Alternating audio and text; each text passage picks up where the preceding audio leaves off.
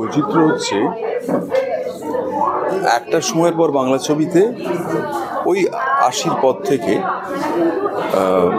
যে ধরনের ছবি হতো সেই প্যাটার্নে সব ধারাবাহিকের কথা বলবো না, কিন্তু কিছু ধারাবাহিকের একটা ট্রেন্ড ওই একমুখী এক রঙের। ফলে ভাই এখানে দাদা তার বিজনেসে কন্ট্রিবিউশন ছিল, সেটা ভাইয়ের হাতে তুলে দিয়েছিল, কিন্তু ফ্লারিশ করেছে ভাই।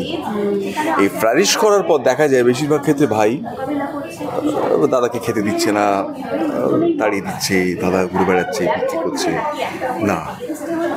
হ্যাঁ, এখানে ভাই ডমিনেট করে, দাদা চিৎকার করে কথা বলে ঘুরে ঘুরে তাকায়, ডিসিপ্লিনটা মেনটেন করো, কিন্তু আবার দাদার ফেভারিট ডিশের দিকেও তার নজর থাকে, ওটা দাদাই খাবে।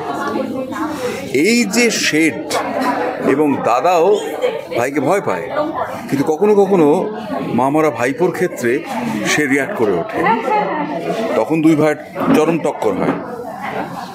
দাদা হয়তো এমন একটা কথা বললো বৌদির অসম্ভব অপমানে লাগলো, কিন্তু পরবর্তীকালে যখন সে ওই দাদার খাবারের ব্যাপারে কনসার্ন হয়, বোঝা যায় যে এটাই সবটা নয়, এটা ভালো লাগে না ঠিকই, কিন্তু এটাই আবার সবটা নয়। ফলে এই যে ভিন্নধর্মী চরিত্র, এই যে আমার স্ত্রীর চরিত্র অভিনয় করছে প্রখ্যাত অভিনেত্রী রেশমি সেন, এখানে সব ভালো ভালো অভিনেতা অভিনেত্রীদের নেওয়া হয়েছে।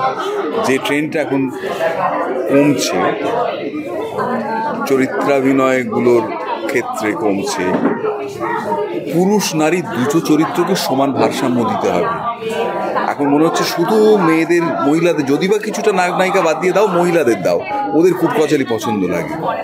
এটা তাদের মনের কথা, দর্শকের মনের কথা না। তা যদি না হতো তাহলে এক সময় বছরখানেক আগে একটি মেগা সিরিয়াল বন্ধ হয়ে গেছিল, তার 6.3 রেটিং ছিল বলে, এটা নাম করবো না। আর এখন একটি মেগা সিরিয়াল বেঙ্গল টপার 6.8, বোঝা যাচ্ছে।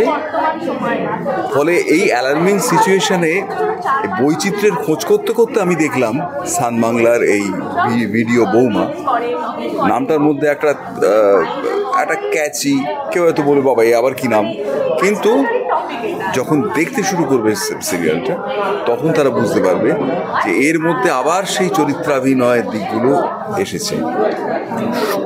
নায়ক নায়িকা উত্তম কুমার সুচিত্রা সেনের যুগ থেকে, তাদের চেয়ে শ্রেষ্ঠ জুটি তো আর পৃথিবীর ইতিহাসে নেই, তারা ছিল না।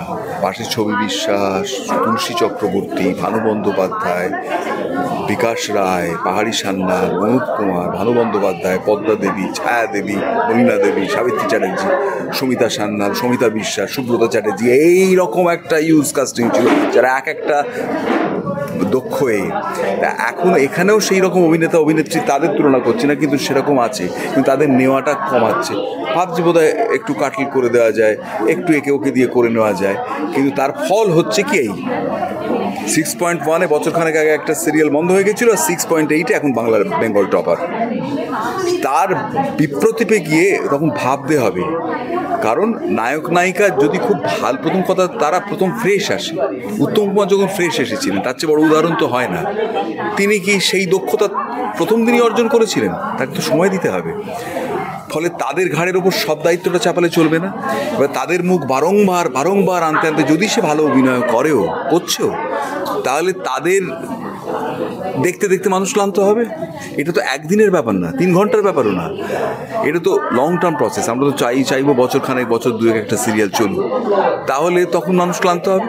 তাই জন্য দরকার বিচিত্র রঙের চরিত্রের সমাহার, যেটা এই ভিডিও বৌমাতে রয়েছে। আপনারা, আমি জানি একটা অভ্যাসের বশে একভাবে দেখতে থাকেন, আপনারা একবার সান বাংলার সুইচটা অন করে রাত 8টার সময় ভিডিও বৌমাটা দেখতে শুরু করুন, দেখবেন আবার ঋত নাট্যরস, অভিনয়ের রস, গল্পের মজা আবার পাবেন।